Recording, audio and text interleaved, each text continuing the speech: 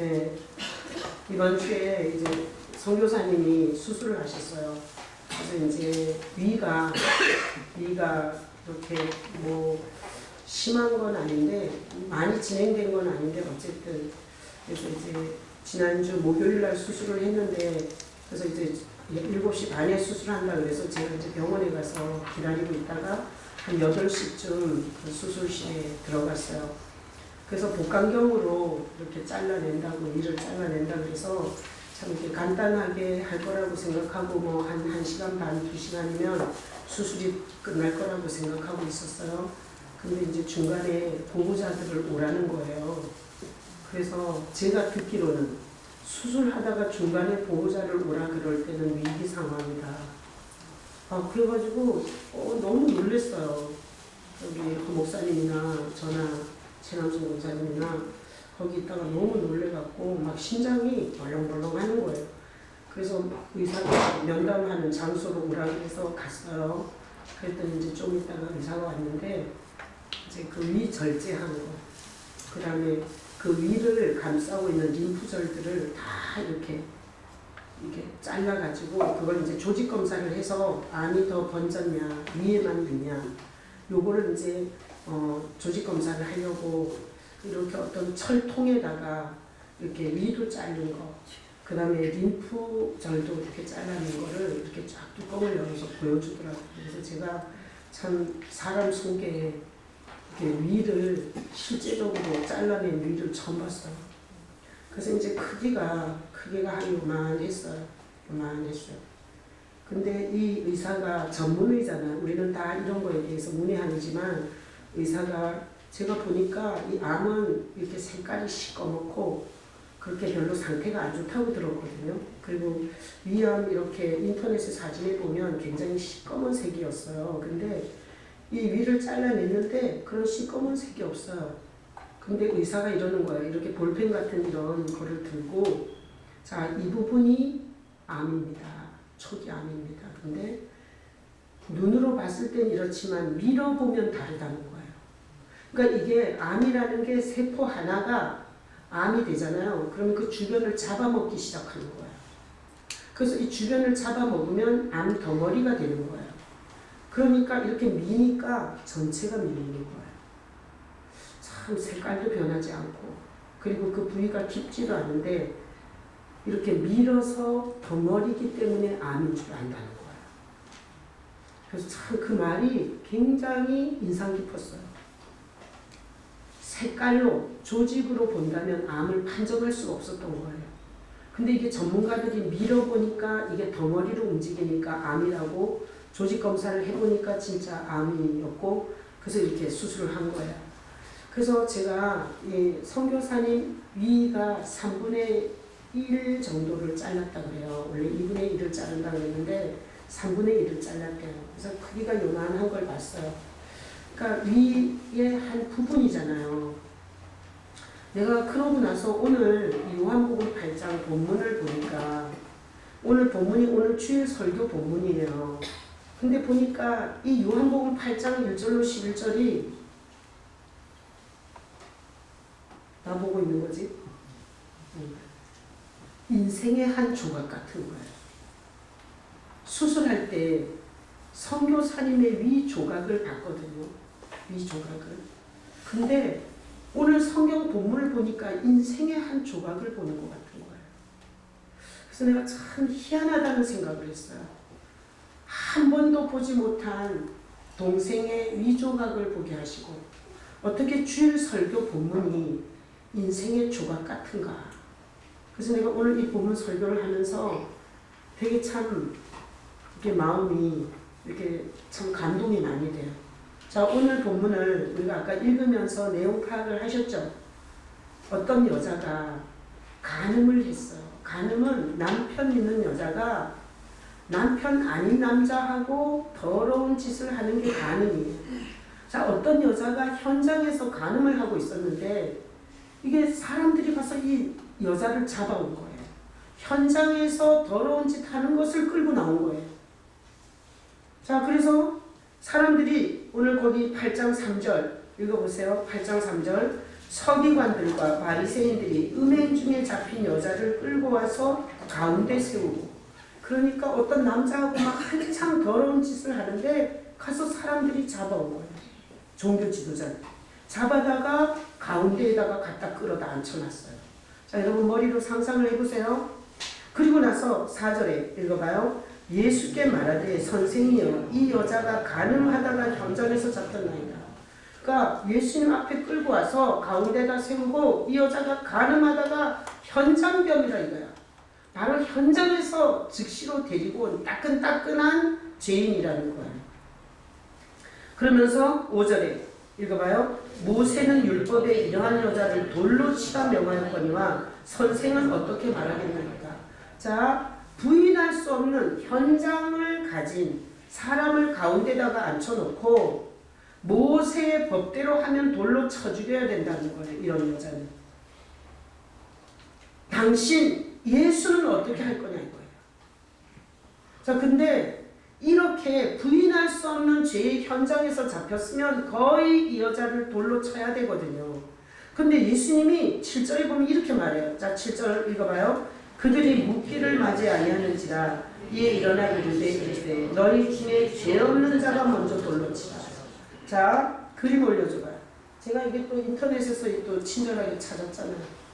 자, 이 여자 거의 전나 상태예요. 이 훌렁 벗었어요. 창피한 데만 가렸어요. 그리고 그 간음 현장에서 끌려놓고 나온 거예요.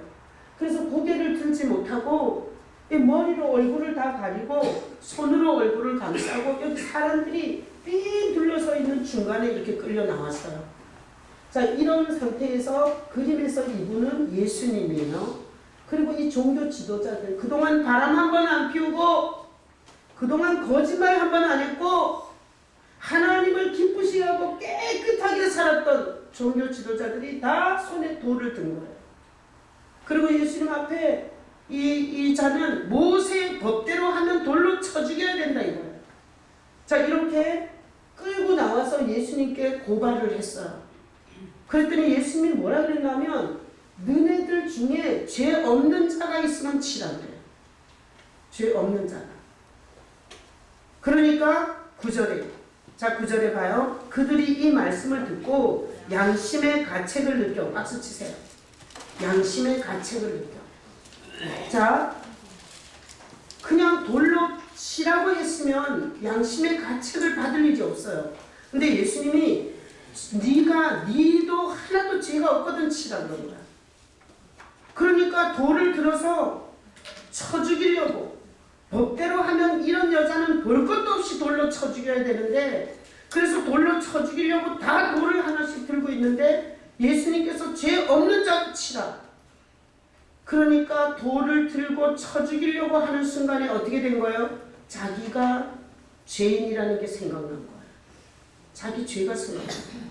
자기는 이 여자처럼 더러운 간음은 안 했을지 모르지만 다른 사람의 돈을 사기쳐 먹었든지 아니면 뭐 아주 야비한 방법으로 다른 사람에게 고통을 줬든지 하여튼 들통나지 않고 그럴싸하게 포장은 하고 있었지만 자기 속에 양심의 가책이 올라오니까 이 여자를 돌로 못 쳐요. 그래서 이 가운데서 한두 명만 양심의 가책을 느낀 게 아니라 전부 다 돌로 쳐 죽이려다가 자기 죄가 생각나서 돌 내려놓고 다 갔어요.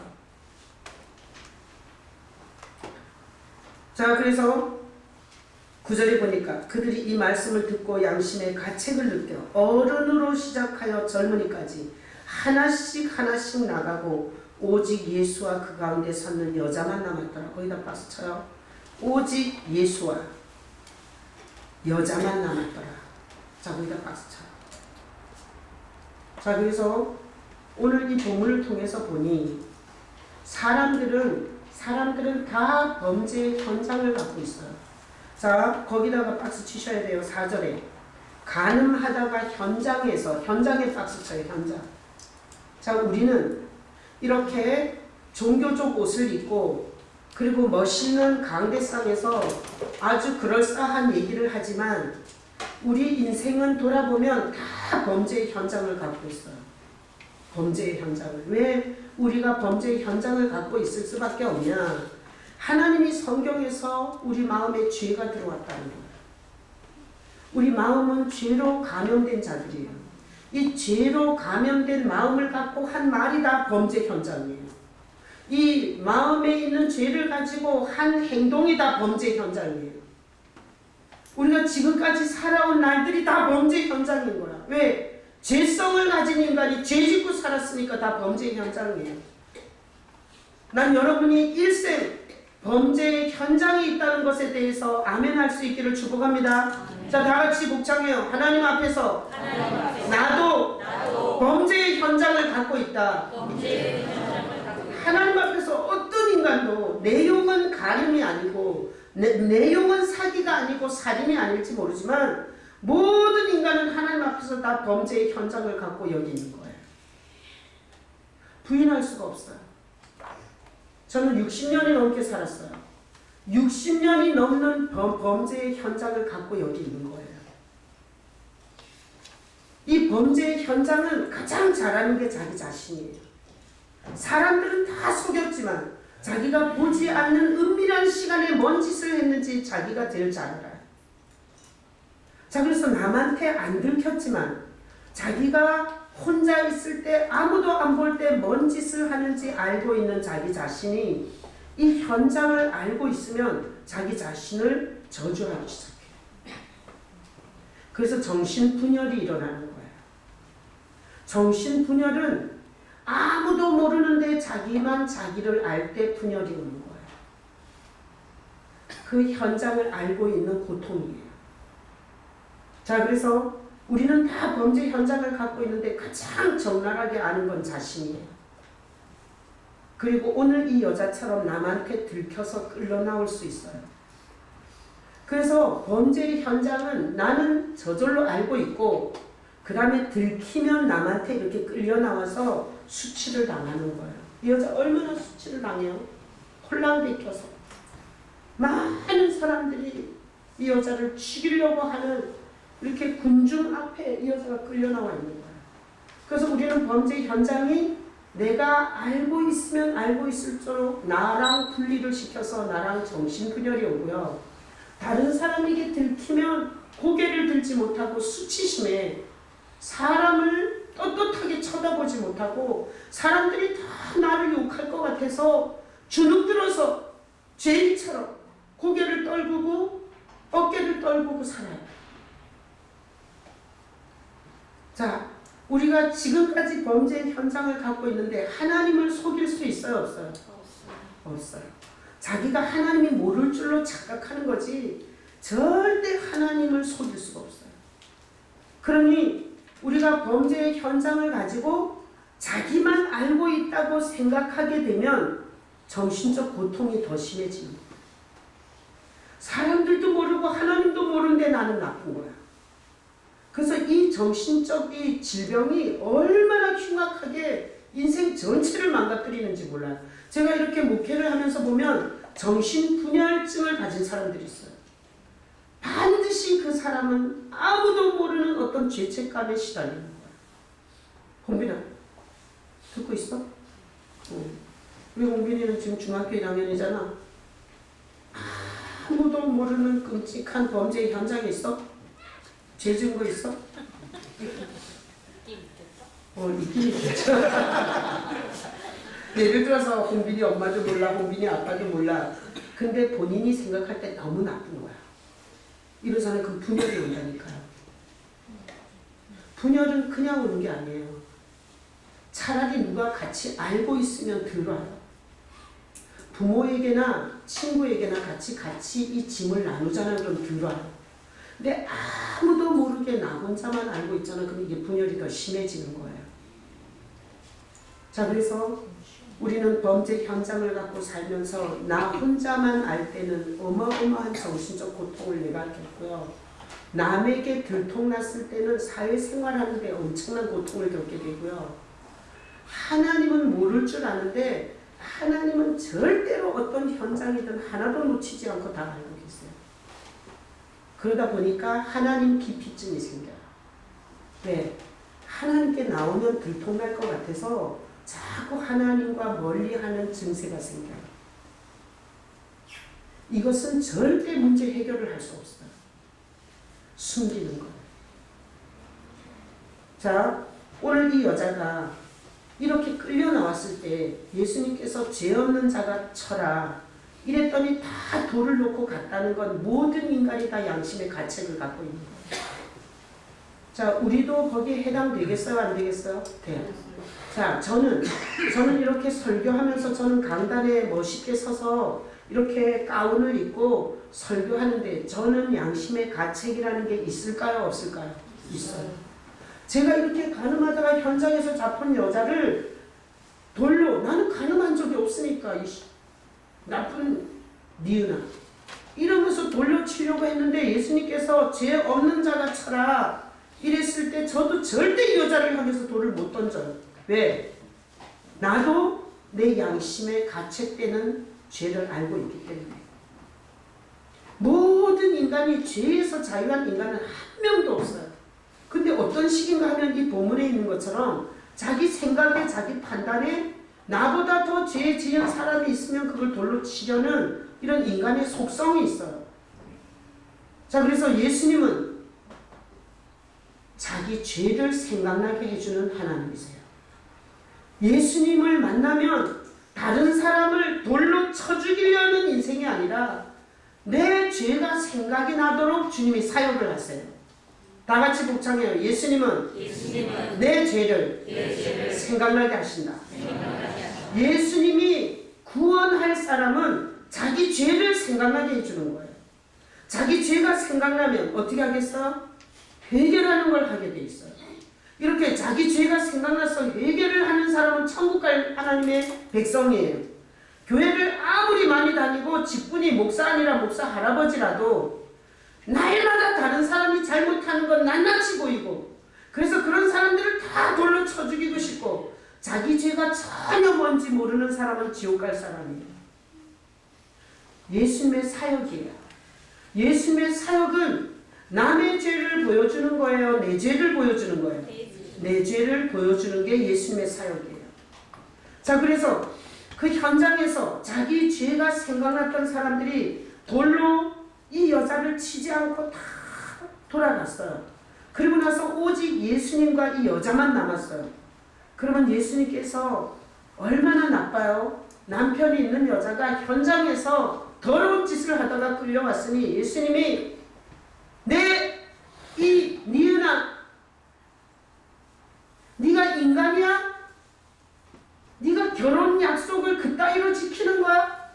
이렇게 주님께서 혼내셔야 되잖아요. 근데 오늘 본문에 보면 10절에 읽어봐요. 10절에 예수께서 일어나사 여자 외에 아무도 없는 것을 보시고 이르시되 여자여 너를 고발하던 그들이 어디 있느냐? 너를 정죄한 자가 없느냐? 그러니까 여자한테 이러는 거예요. 그렇게 사람들이 돌 들어 치려고 너에 둘러싸여 있던 사람들이 있냐? 없습니다. 너를 정죄하는 자가 있냐? 없다는 거예요. 그러니까 이 여자가 보니까 알게 모르게 지네들도 다 지제가 생각나서 다 가버리는 거예요. 그리고 나서 예수님이 11절에 읽어봐요. 대답하되 주여 없나이다. 예수께서 이르시되 나도 너를 정죄하지 아니하노니 가서 다시는 죄를 범하지 말라 하시니라. 이 현장에서 끌려 나온 부인할 수 없는 이 죄인을 보고 예수님께서 정죄를 해왔냐? 아멘.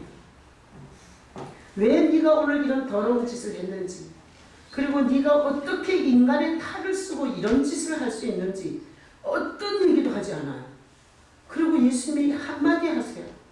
나도 너를 정죄하지 않는다. 어떻게 이럴 수 있어요? 어떻게 이렇게 현장범에게 정죄를 안 할 수가 있는 거예요? 분명히 나쁜 짓인데. 그래서 우리는 성경을 통해서 예수님이 어떤 분인지를 알 수 있어요. 예수님은 정죄하는 분이세요? 용서하는 분이세요? 용서하는 분이세요. 다 같이 복창해요. 예수님은 용서하는 하나님이다. 자, 여러분이 예수님에 대해서 정확하게 정의를 가지고 개념을 가지고 신앙생활을 해야 돼요. 예수님은 정죄하는 하나님이 아니라 예수님은 용서하는 하나님으로 오신 거예요. 난 여러분이 용서하러 오신 예수님을 만날 수 있기를 축복합니다.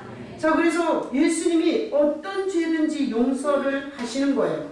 그래서 성경에서 왜 예수님이 용서하는 하나님으로 왔냐? 올 수밖에 없어요. 생각해봐요. 너나 나나 다 죄성을 갖고 있는 거야. 자, 그리고 말하는 거, 행동하는 거, 사는 게 다 죄야. 그러다 보니 범죄 현장을 정죄하게 되면 모든 인간을 다 죽여야 돼요. 죄 없는 인간을 살리려고 보니 죄 없는 인간이 한 명도 없는 거예요. 하나님은 우리를 하나님의 형상과 모양을 하나님 닮게 만들었는데 어떤 사자보다도 어떤 개돼지보다도 하나님이 인간을 당신 닮게 만들어서 너무너무 좋아하는데 사람들이 이 마음에 죄가 들어와서 다 죄를 짓고 사니까 하나님이 다 정죄해야 되고 이게 받아줄 인간이 한 명도 없는 거예요. 그래서 하나님이 이렇게 하나님이 작정하신 거예요. 어차피 죄 없는 인간은 한 명도 없으니까 내가 가서 사람의 죄를 용서, 십자가를 지고 죄값을 다 치러주고 그래 내가 용서해주는 하나님을 이 땅에 보내신 게 예수님이세요. 난 여러분이 용서하시는 하나님을 만날 수 있기를 축복합니다. 자, 용서하시는 하나님은 내가 용서를 받잖아요. 그러면 일단은 남을 치던 돌을 내려놓게 돼요. 내가 용서를 받으니까 다른 사람을 정죄하고 판단질하던 돌이 내려놔져요. 삶이 얼마나 가벼워지는지 몰라요. 살아보면 남 돌로 쳐대더라고 그렇게 힘든 거야. 스트레스 받고. 우리 선교사님이 뭐 하다가 암 걸렸는지 모르겠지만 스트레스가 심한 거지. 더군다나 이 지적 장애자들을 데리고 사는 거잖아요. 자, 다른 사람을 향해서 정죄의 돌을 던지려면 일단 돌을 드는 힘이 있어야 돼요. 여기에 얼마나 에너지가 빠지는지 몰라요. 돌을 드는데. 그리고 던지려면 거기에 또 에너지가 들어가요. 그러다 보니까 자기를 위한 에너지가 없어요. 다른 사람을 돌로 치는 인생은. 그래서 하나님이 너무너무 인간이 사는 게 불쌍하다. 성도들은 목회자를 정죄하고 돌 던지고 목회자는 강단에서 성도들을 돌 던지고 남편은 아내에게 돌 던지고 아내는 남편한테 돌 던지고 부모는 자식한테 돌 던지고 자식은 부모한테 돌 던지고 다 돌 드느라고 힘들지 던지느라고 힘들지. 그러니까 마음의 분노와 적개심과 이 아주 마음이 불이 타는 거야. 불이 타는 거. 이렇게 사는 사람들의 모습을 보고 하나님이 너무너무 불쌍한 거야.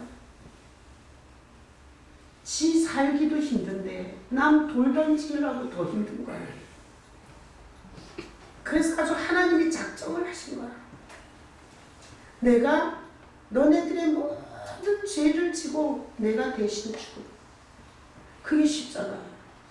그게 예수님이 하나님이 인간이 되셔서 예루살렘 시장 사거리에 홀랑 뺏겨서 이 여자는 그래도 부끄러운 데는 가렸지. 예수님은 완전히 전나 상태로 완전히 뺏겨져서 예루살렘 사거리에 당신이 하나님이 인간으로 오셔서 거기 걸려요. 그리고 인간의 모든 수치와 저주와 형벌을 그분이 거기서 가져가요. 그리고 두 팔 벌려 메시지를 해요. 수고하고 무거운 죄인들 나한테 오라고. 내가 너희를 쉬게 해주겠다. 그래서 신앙생활은 용서해 주시는 하나님 예수께 가는 게 신앙생활이에요. 여러분 예수께 오셨기를 축복합니다. 예수께 오는 신앙생활을 하시기를 축복합니다. 예수께 오는 신앙생활이 아니면 예배 종교짓을 하는 거예요. 예배라는 종교짓을. 그리고 기도라는 종교짓을 하고 그리고 봉사라는 종교짓을 하고 예수께 간 적이 없어. 그러니까 자기의 이 무거운 양심의 가책과 죄책감을 해결받을 수가 없어요. 수십 년을 교회 건물을 다녀봐. 신학교에 가서 안수받은 목사가 돼봐. 기본적으로 우리가 갖고 있는 이 양심의 가책을 해결할 길이 없어. 그러니까 자기 자신에게 끊임없이 돌을 던지면서 저항력이 떨어져요. 용서를 받지 않은 영혼의 특징이 있어요. 용서를 받지 않은 영혼의 특징은 긴장으로 사는 거예요. 긴장으로. 얼마나 긴장이 되겠냐고 들킬까봐. 내가 나 자신을 잘 알고 있는데 교회에서 들킬까봐, 직장에서 들킬까봐, 하나님께 들킬까봐. 그래서 내가 죄 짓는 사람은 특징이 교회 오기 싫어하더라고. 들킬까봐. 자, 하여튼 일주일 동안 살면서 죄 많이 지으신 분은 교회 와야 돼요, 안 와야 돼요? 와야 돼요. 더 열심히 오셔야 돼. 왜? 여기서 죄에 대한 용서를 받지 않고는 그게 A4지처럼 차곡차곡 쌓이다가 노아의 홍수 때 보면 죄가 관영해서 하나님이 홍수재앙을 내려요. 우리는 얼마나 좋은지 몰라요. 이 죄를 용서해 주시는 예수님 앞에 와서 우리의 허물과 죄를 주님 앞에 내놓고 용서를 받고 나가서 살다 보면 또 죄를 지어요. 그 사람은 그러면 또 와서 용서를 받아요. 그러니까 이게 A4지처럼 노아의 홍수처럼 쌓일 일이 없는 거야. 그래서 갑자기 벼락 맞을 일이 없어요. 자, 매일매일 차곡차곡 쌓이는 죄를 용서받지 못하고 그게 하나 쌓이잖아. 그러면 노아의 홍수 심판의 재앙은 안 받더라도 반드시 죽어서 지옥에 가서 자기가 낱낱이 쌓아놓은 죄를 갚아야 돼요. 지옥은 자기 죄를 직접 갚으러 가는 감옥이에요. 그래서 제가 주보에다가 제목을 이렇게 썼어요. 인생은 용서받는 곳이다. 자, 여러분은 인생을 뭐라고 생각하세요? 인생이 돈 많이 벌어서 행복하게 사는 거야? 인생이 건강해서 병원에 입원 같은 거 안 하는 게 인생이에요? 인생이 내가 하고 싶은 모든 일을 해서 성공하는 게 인생이에요? 그렇게 생각한다면 너무나 불쌍한 인생을 살고 끝나는 거예요. 자, 인생은 우리 선교사님 위 조각을 이렇게 제가 본 것처럼 오늘 이 요한복음 8장의 이 본문은 인생의 한 조각을 떼어서 우리에게 보여주는 거예요. 인생은 죄의 범죄의 현장을 가진 인간들이 수많은 사람들과의 실갱이 속에 지쳐 날아오는 돌을 감당할 수 없어 정신이 아프고 육체가 아프고 환경이 아프고 인생이 아프고 이런 갈 곳 없는 인생들이 예수님 앞에 가서 용서받는 게 인생이에요.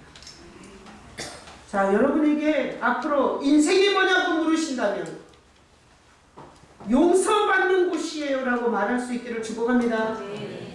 죽고 나면 절대 용서 못 받아요.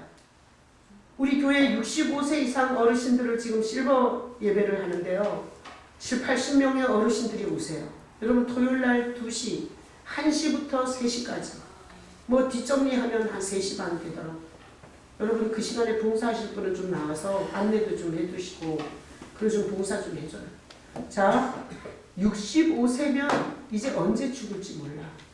인생은 반드시 한 번은 가는 거거든. 근데 65세 이상 된 어르신들한테 제가 항상 얘기해요. 주기도문에 이게 사도신경에 보면 죄를 용서해 주시는 것과 있어요. 자, 상범아, 죄를 용서해. 사도신경 한번 띄워봐. 사도신경 있어? 더 다음에 있어. 사도신경 아니 그 뒤에 이거 뒤에 자 보세요. 자 남자가 안 맞아. 자 보세요. 여기 보면 어디 있지? 죄를 여기 있죠. 여기. 자, 사도신경에 죄를 용서받는 것과 우리는 실버처치 65세 어르신들 예배할 때 여기만 크게 해요. 죄를 용서받는 것과 크게 해요. 그리고 어르신들한테 얘기해줘요.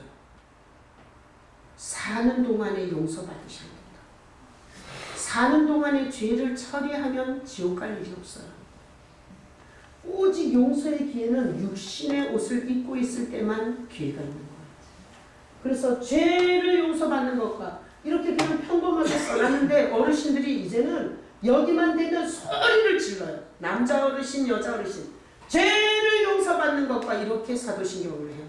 그래서 제가 가르쳐줬어요. 교회는 뭐 하는 곳이냐? 죄를 용서해 주는 곳이에요.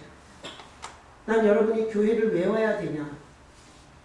죄를 용서해 주겠다고 두 팔 벌려 선언하신 하나님 앞에 용서받으러 오는 거예요.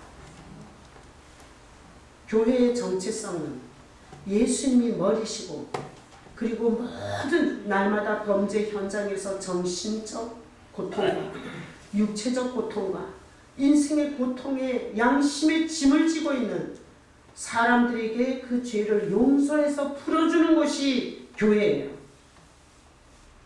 주기도문에도 있어요. 성범아 빨리빨리 박자 맞춰. 주기도문은 없어? 자, 주기도문에 보면 있어요, 없어요? 있어요. 뭐라 그러죠? 우리 죄를 용서하여 주옵시고. 참 희한하죠? 우리가 이렇게 설교를 듣지 못하면 교회의 정체성이 뭔지 몰라요. 사람을 끌어모아서 건물 짓는 데예요. 여기 사람을 많이 끌어모아서 명함 파는 데인가요? 그냥 내가 몇십만을 목회한다고 거들먹거리는 곳이냐? 교회는 양심의 가책으로 하나님 앞에서 나 자신이 떳떳하지 못하고 정신분열을 일으킬 만큼 내 삶을 돌아보며 고통스러운 이 죄책감을 용서해 주는 곳이 교회예요. 여러분이 교회에 오셔서 또 용서받고 또 용서받고 이렇게 날마다 매주마다 와서 주님의 용서를 받아들이고 그리고 여러분의 영혼이 따뜻해지고 그리고 여러분의 영혼이 자신감이 넘치고 용서받은 사람은 지혜가 와요. 용서받은 사람은 능력이 있어요. 용서받은 사람은 당당해요. 왜 덩치도 크고 사회적 직분도 높은데 그렇게 자신감이 없냐? 영적으로 하나님 앞에서 영이 용서받은 적이 없어서 그래요. 자, 그래서 우리는 육신을 입고 사는 동안 하나님이 이 타락한 죄인이 용서받을 수 있는 기회로 준 게 인생입니다. 여러분들이 사는 동안에 자꾸 예수님 앞에서 자기의 범죄의 현장을 제가 그 실버처치 때 남자 어르신이 80, 90대 남자 어르신들이 있잖아요. 그래서 내가 물어봐. 바람 피우셨냐고. 바람 피웠구나. 그래서 내가 그 어르신한테 하나님 앞에 내가 바람 피우고 살았다고 용서해달라고 하시라고. 하나님은 어떤 죄든지 갖고 오기를 원치 않는다. 갖고 오면 지옥으로 넣어야 돼요. 어떤 죄든지 해결 안 하고 오면 하나님은 공의의 하나님이라 감옥에 쳐넣어야 돼요. 그래서 교회를 세우고 하나님은 끊임없이 죄를 용서해 주겠다고. 이것이 굿뉴스예요. 이게 복음이고 죄인들에게 얼마나 기쁜 소식인지 몰라요. 저는 예수님을 알지 못했을 때는 내가 싫었어요. 뭘 잘하는 게 없는 내가 싫고 언니보다 빨리빨리 하지 못하는 내가 싫고 근데 예수님을 만나고 나서 주님이 나의 모든 죄를 용서한 것을 알고 나서 언니랑 나랑은 다른 거. 모든 사람이 다 체육을 잘하는 건 아니고 하나님이 나를 이 땅에 보낼 때는 나의 나됨이 있는 거지. 이렇게 하면서 제 인생을 찾은 거예요. 자, 하나님 앞에 하나님이 얼마나 용서해 주고 싶어 하는지 몰라요. 하나님 앞에 용서를 경험하지 못한 사람은 정신이 미친다니까요. 자기가 자기 자신을 계속 저주할 수밖에 없다니까요. 자기가 자기를 싫어하는데 누가 나를 십자가 앞에 가서 이 용서를 받아보면 내가 너무나 존귀한 존재인 거야. 내가 얼마나 귀했으면 하나님이 자기 목숨을 버려 날 살렸겠냐. 그러니까 내 존재 가치가 확 생겨요. 그리고 이런 지혜가 생겨요. 소나무도 있고 참나무도 있고 떡갈나무도 있고 제비꽃도 있고 장미도 있고 백합도 있고 다른 사람하고 절대 비교할 필요가 없어. 주님이 나는 나의 삶을 주신 거야.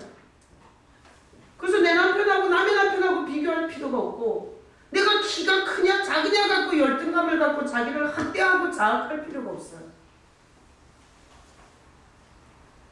그래서 용서받은 자는 가볍게 살아요. 용서받은 자는 저항력이 올라가요. 난 우리 선교사님이 예수의 복음을 알아요. 아까 아침에 통화해보니까 이게 의사가 회진하면서 이게 회복이 굉장히 빠르다고 얘기했대요. 이게 위를 잘라내고 이게 림프절을 다 잘라내고 그리고 가서 사진을 찍었어요. 회복이 굉장히 빠르다고 얘기했대요. 여러분 하나님으로부터 용서받은 자는 회복이 빠를 수밖에 없어요. 똑같은 업무를 하는데 능력이 더 뛰어날 수밖에 없어요. 왜? 하나님으로부터 용서받은 자는 시력이 이런 눈시력 말고 삶을 보고 문제를 보고 사람을 보는 시력이 밝아져요. 돈의 실체가 뭔지를 알 수 있다니까. 돈은 좋은 부분도 있지만 나쁜 부분이 있어요. 로또 1등 당첨된 사람 꽁돈이 갑자기 많이 왔을 때 전 인생을 쓰러뜨린 거 많이 나오죠. 돈의 기능이 두 가지로 보이는 거야. 내 삶에 필요한 돈은 나에게 복이 돼.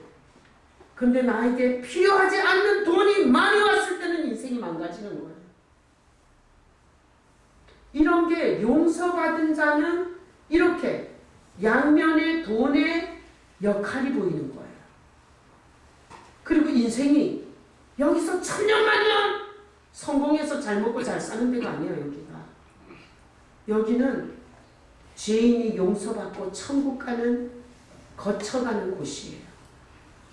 이거는 절대 예수 그리스도를 통해서 용서받지 않은 영혼은 절대 죽을 때까지 먹지도 못하고 쓰지도 못하고 자리 밑에다가 돈을 깔아놓고 돈 세다가 써보지도 못하고 죽는 거예요. 그것처럼 큰 저주가 없어요. 하나님이 주신 물질을 먹을 줄도 모르고 쓸 줄도 모르고 그거를 죽는 날까지 자리 밑에다 깔고 죽어. 왜 그런 줄 알아요? 하나님이 눈을 밝게 해주고 길을 밝게 해주고 인생을 보게 해주고 여기가 어떤 나그네로 어떻게 거쳐가는지를 가르쳐주고 싶은데 용서하시는 예수님 앞에 온 적이 없고 종교 짓을 하다 보니 눈 멀고 귀 멀고 감각이 문둥이가 되어서 내가 최명 집사님 88살이세요. 내가 절대 집사님 적금 들지 말라 그래요. 지금 88세에 적금 들어갖고 한 달에 50만 원씩 넣어서 1년이면 600만 원 될 거라고 계산하면 인생을 거꾸로 사는 거예요. 88세 된 분은 얼마 벌어놨는지 모르지만 쓰고 살아야 돼요. 이게 눈이 멀고 문둥이가 되고 귀가 멀고 이게 하나님의 용서를 통해서 인생을 보고 실체들을 못 보면 인생을 마지막까지 경영을 미치게 하는 거야. 반대로 하는 거야. 한 번 누려본 적도 없고 너무너무 비참하게 욕심을 숭배하다가 죽는 거야. 자, 그래서 예수님은 우리의 모든 죄의 짐을 용서해 주러 오신 하나님이세요. 그래서 여러분이 사람들에게 들킨 것도 있고 안 들킨 것도 있을 텐데 여러분의 범죄의 현장은 반드시 어디로 가지고 간다? 예수께 가져가십니다. 하여튼 목회자를 끌어내렸던 욕했던 뒷담화를 했던 또 하나님을 비방했던 우상숭배를 했던 아니면 사람으로서는 정말 부끄러운 뭔 짓을 했던 반드시 범죄의 현장은 사람에게 갖고 가면 안 돼요. 사람에게 갖고 가지 마시기를 축복합니다. 어디로 가져가야 돼요? 예수께 가져가요. 사람에게 가져가면 그 사람이 또 돌을 던져. 그래서 예수께 가져가서 있는 솔직하게 내놔야 돼요. 포장해야 돼요. 솔직하게 내놔야 돼요. 그래서 여러분들이 신앙생활을 이렇게 하셔야 돼요. 아무도 모르는 범죄 현장을 예수께 가지고 가서 용서받는 재미로 하셔야 돼요. 용서받는 재미로. 이게 신앙의 재미고요. 이 용서받는 순간에 주님이 주시는 은혜들이 있어요. 아무도 보지 못하는, 아무도 깨닫지 못하는 인생의 비밀들을 주님께서 열어줘요. 그 사람들이 이렇게 생각하는 거야. 막 금식기도 하고, 막 성교를 많이 하고, 막 미친 것처럼 돌아치면 은혜를 주는 줄 알아요. 아니에요. 하나님의 비밀스러운 은혜는 내 범죄 현장을 가지고 가리지도 가감하지도 말고 예수께 가서 낱낱이 그대로 아뢰는 거예요. 그러면 얼마나 하나님이 우리를 사랑하는지를 알게 되고요. 그리고 중독증, 알코올 중독, 노름 중독, 마약 중독, 성 중독, 담배 중독, 이런 고질적 중독에서부터 나올 수 있어요. 솔직하게 갖고 나가요. 그래서 오늘날 이 신앙생활의 슬픔이 뭔 줄 알아요? 슬픔이. 예수는 개념이야. 예수는 지식이야. 없어. 예배할 때도 그냥 인간끼리 하는 거야.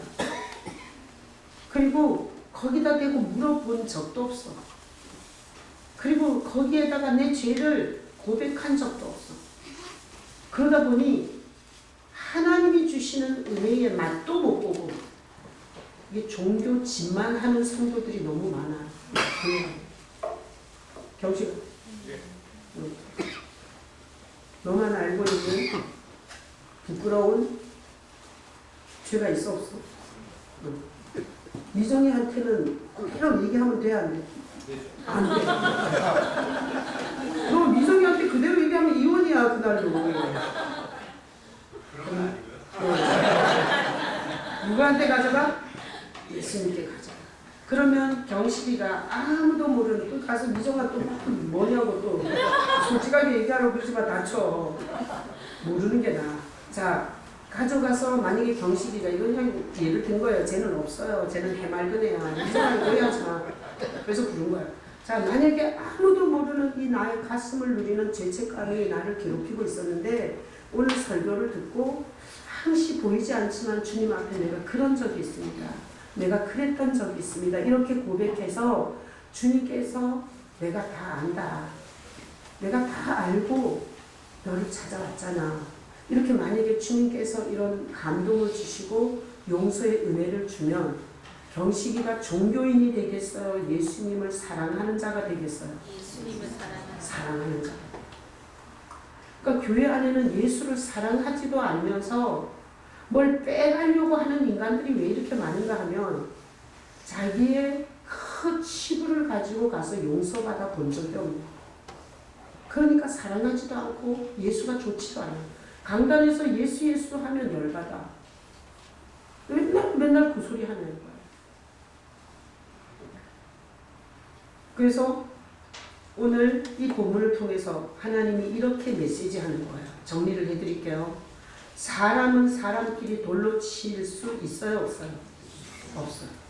사람은 누구도 다른 사람에게 돌들 자격이 없어요. 자, 그러니 반대로 들은 거야. 누가 야, 맨 앞에 앉아서 잘못 말하고. 자, 다시 한번. 사람은 사람에게 돌을 던질 자격이 있어요? 없어요?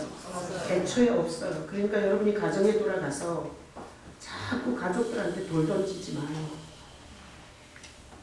돌 던지지 마시기를 축복합니다. 네. 사람은 사람끼리 돈 던질 자격이 없다고. 네가 죄가 없으면 던지래잖아. 그러니까 사람은 사람끼리 서로 돌 던질 자격이 없고 주님이 오늘 메시지 하는 거예요. 네가 범죄의 현장에 있거든 나한테 갖고 오라. 그럼 내가 절대로 너를 두드려 패거나 너에게 저주를 퍼붓지 않고 내가 너를 용서해 줄 거야. 내가 이런 현장에서 잡힌 여자도 묻지도 따지지도 않고 내가 용서해 주잖아. 그러니까 겁먹지 말고 네 정신적 너를 괴롭히는, 너를 힘들게 하는, 너를 계속 죽으라고, 너 같은 쓰레기는 죽어야 한다고 이렇게 계속해서 너를 괴롭히는 그 현장을 갖고 나한테 와. 반드시 내가 너를 용서해 줄 거야. 이게 두 가지가 오늘 설교 메시지예요. 돌들어 치지 마라. 나한테 가져와라. 그래서 아무에게도 말하지 않은 범죄의 현장이 있으면 좋은데 가져갈 게 없어. 다 말해서. 이런 사람 하나 만들어요? 그럴 수는 없고요. 여러분이 잘 생각해봐요. 근데 제가 이렇게 예수님을 믿으면서 제가 제 범죄의 현장을 이렇게 새벽마다 이렇게 주님 앞에 진짜 숨기는 거 없이 다 낱낱이 이렇게 내놔요. 성격, 내가 안 좋은 성격 있는 거, 그 다음에 욕심 있는 거, 그 다음에 두려운 것도 범죄 현장이에요. 두려운 거. 여러분 왜 두려운 거예요? 하나님을 불신하니까 두려운 거잖아요. 두려운 거, 염려하는 거, 이런 거 다 주님 앞에 나와서 주님 앞에 내놓잖아요. 그러면 주님께서 거기에 대해서 수많은 감동과 그리고 생각나게 하시고 가르쳐 주시고 깨닫게 하세요. 그러니까 제가 목사기 때문에 새벽 기도를 하는 게 아니고요.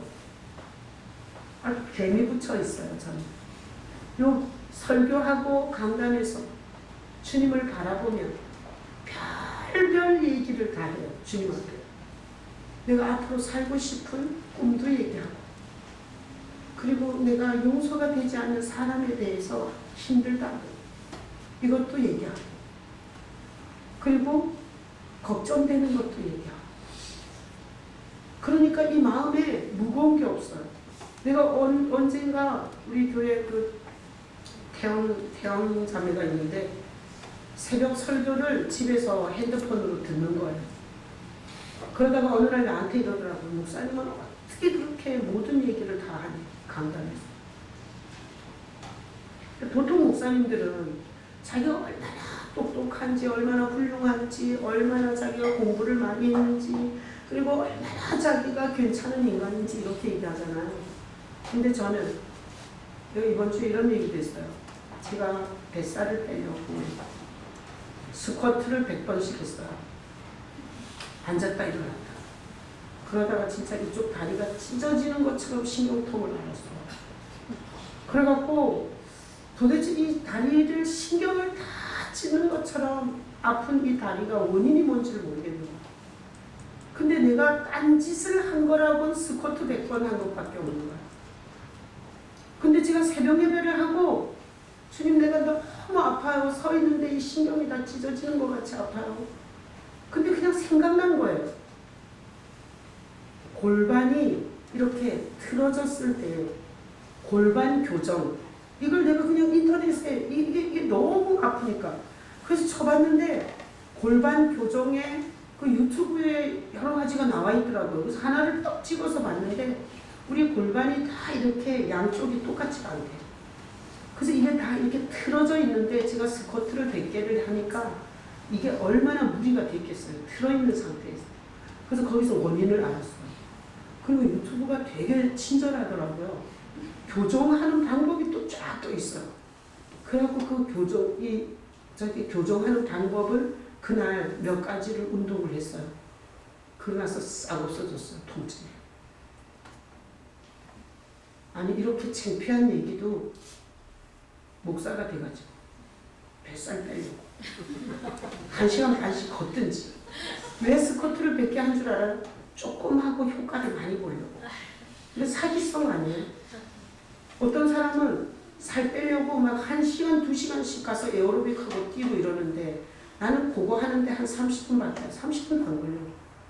그렇게 조금 투자하고 그때의 효과를 얻으려고 하다가 이런 창피한 얘기를 주님 앞에 내놔요. 내가 누구한테 다 이런 얘기를 하겠어요. 근데 주님 앞에 이런 얘기를 내놓으면 주님께서 생각나게 해주세요. 방법을.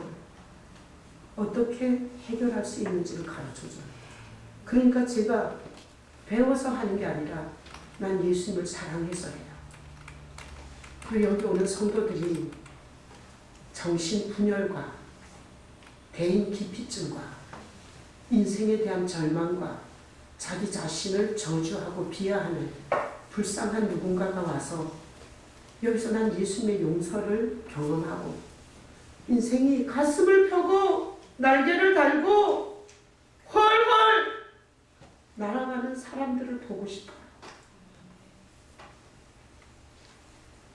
여러분이 모든 범죄의 현장 작든 크든 가지고 예수 앞에 가서 용서의 말, 그 용서받는 행복, 그리고 용서받았을 때의 그 기쁨, 그리고 용서받았을 때의 그 자부심, 뭘 많이 먹지 않아도 배부른 그 부요함, 이것을 여러분이 누릴 수 있기를 예수님의 이름으로 축복합니다. 아멘. 자, 성찬은 왜 하냐? 예수님이 우리 죄를 용서하시려고 자기 살을 다 찢은 거예요. 그래서 예수를 개념으로 알고 다닐까봐 이 성찬을